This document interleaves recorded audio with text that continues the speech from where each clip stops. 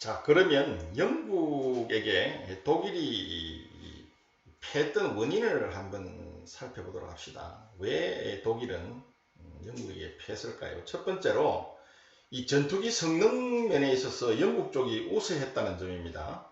영국 전투기의 주요 기종인 이 스피트파이어가 이 독일의 메스슈미트에 비해서 속도는 다소 떨어졌지만 이 회전 반경이 작고요. 또 상승 능력이 뛰어나서 기동력 면에서 영국 전투기가 앞서 있었죠.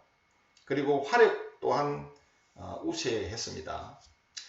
자, 두 번째로 이 영국은 기술적 기습을 달성할 수 있었습니다. 즉, 이 레이더 시설로 독일군의 공격을 미리 탐지해서 공격척이 대부분 보통 장악하게 되어 있는 이 선제권을 박탈을 해버렸죠. 그래서 영국이 사태를 뒤집었던 것입니다. 셋째로 독일은 영국 조종사들의 능력을 과소평가를 했습니다. 영국 조종사들의 이 용맹성과 노련함 그리고 불타는 이 애국심은 독일 조종사들을 능가했고요. 조국을 위기에서 구했던 것이죠. 자, 처칠이 영국 의회에서 이런 말을 했죠. 자, 인류의 투쟁사에서 있어서 이처럼 많은 사람이 이처럼 적은 사람에게 이토록 크게 의존한 적은 없었다.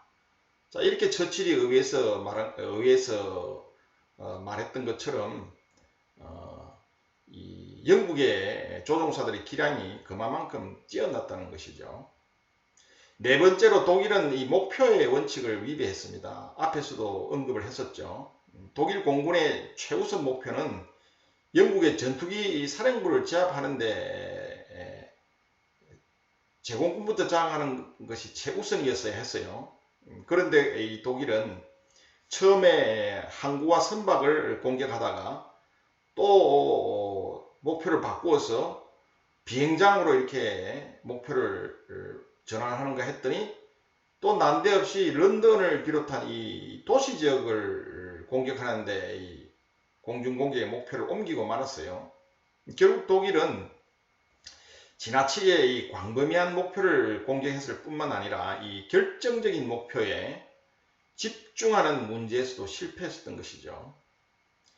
자, 그런데 지금까지 이야기한 이 네 가지 이 패인 외에 본질적으로 볼 때 무엇보다도 중요하고도 결정적인 패인은 바로 이 독일이 전략공군의 개념을 이해하지 못했다는 것입니다.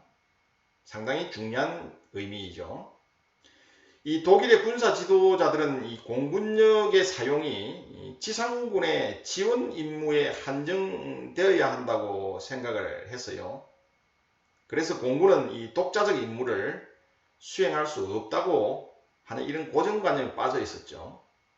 자, 이는 왜 이런 생각을 하게 되었냐면요. 이 급강하 폭격기의 위력을 너무 과신을 했다는 것입니다.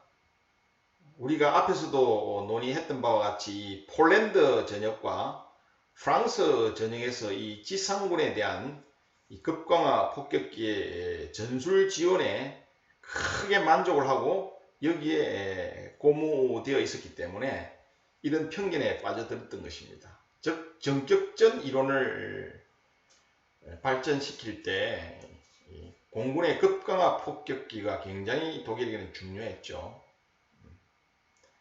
1차 세계대전에서 패인을 분석을 하는 과정에서 후티어 전술이 부분적으로 성공을 했지만 결국은 전략적으로 실패한 원인은 바로 이 우세한 기동력과 그 다음에 이 우세한 기동력을 따라갈 수 없는 이 포병의 늦은 화력 지원 이런 것들이 이제 문제가 돼서 결국은 그러한 것을 보완하기 위해서 보병 부대를 기계화시키고 차량화시키고 또 포병 지원의 문제점을 해결하기 위해서 공군 급강하 폭격기를 활용하는 이런 연구를 통해서 결국은 독일의 전격전 개념이 탄생을 했죠. 그래서 이 전격전 개념을 적용해서 2차 세계대전 초기에 신화적인 경이적인 성공을 달성했죠.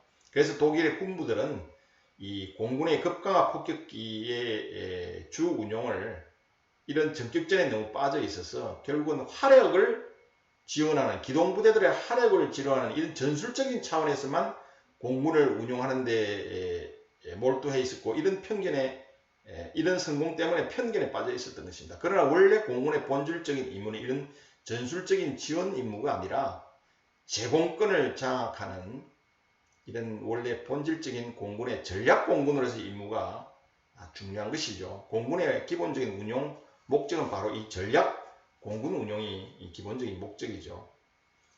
비록 폴란드나 프랑스에서는 급강화 폭격기가 상당한 전술적 성공에 기여를 할 수 있었지만 영국의 본토 상륙을 위해서는 무엇보다도 제공권 장악이 중요했죠. 이 제공권 장악은 전략 공군 운용 개념을 가져야만 이룰 수 있는 것이죠. 그런데 독일 군부들은 이런 전략 공군 운영에 미숙했기 때문에 결국은 영국 본토 점령을 위한 제공권 장악에 실패를 해버린 것이죠. 이것이 바로 결정적인 패인이라고 할 수가 있습니다. 자, 그렇지만 이 영국 전투는 이 폴란드나 프랑스 전역과는 다른 그런 전략적인 어떤 측면에서 접근을 했었어야 되는 것이죠. 그렇기 때문에 이 독일은 그런 전략적 공군 운용 개념에 무지했기 때문에 결국은 제공권 확보에 실패를 했고요. 궁극적으로는 영국 본토 공격에 실패를 하게 되었던 것입니다.